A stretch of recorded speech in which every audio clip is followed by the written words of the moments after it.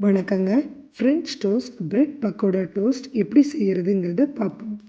French toast செய்ய தேவையான பொருட்கள்: பிரெட், முட்டை, பால், சர்க்கரை, வெண்ணிலா எசன்ஸ். சொல்லப்பட்ட அளவுகளில் எடுத்து வச்சுக்கோங்க. முட்டை, பால், வெண்ணிலா எசன்ஸ், சர்க்கரை இதெல்லாம் மிக்சியில் போட்டு பல்ஸ் மோடில் அடித்து எடுத்துக்கோங்க.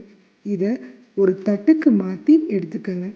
பிரெட் துண்டுகளை இந்த பால் முட்டை கலவையில் நல்லா நனைச்சி சூடான தோசைக்கல்லை போட்டு நெய் சேர்த்து இருபுறமும் பொன்னிறமாகும் வரை சுட்டு எடுத்துக்கங்க.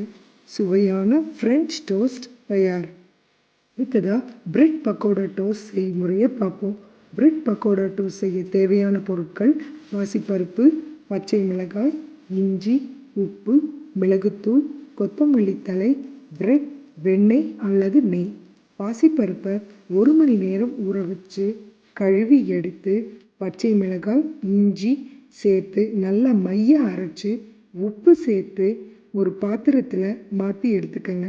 மாவில் நறுக்கிய வெங்காயம், கொத்தமல்லி தழை, மிளகுத்தூள் சேர்த்து பஜ்ஜி மாவு பதத்திற்கு நல்லா கலந்து வச்சுக்கோங்க. அந்த மாவில் வெட்டிய பிரெட் துண்டுகளை நல்லா நனைச்சி தோசைக்கல்லில் கொஞ்சம் கொஞ்சமாக நெய் விட்டு எல்லா பக்கமும் நல்ல பொன் நிறமாகும் வரை சுட்டு எடுக்கணும். சுவையான பிரெட் டோஸ்ட் ரெடி. இந்த பிரெட் பக்கோடா டோஸ்ட்டில் நம்ம பாசிப்பருப்பை கலந்துருக்கிறதுனால இதில் நிறைய புரதச்சத்து கிடைக்குது.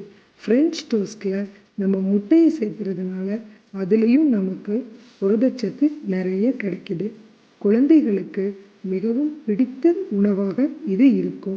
எந்த விருந்துகள்லையும் இதை ஸ்டார்டர்ஸாக நம்ம யூஸ் பண்ணிக்கலாம். இந்த பக்கோடா டோஸ்ட்டுக்கு புதினா சட்னி அல்லது டொமேட்டோ சாஸ் கூட ரொம்ப நல்லா இருக்குங்க. வீட்டிலையே ஆரோக்கியமான முறையில் சமைக்கிறதுனால குழந்தைங்களுக்கு இது மிகுந்த ஆரோக்கியத்தை தரக்கூடிய உணவாக இருக்குது. நீங்களும் முயற்சி பண்ணி பாருங்கள். நன்றி.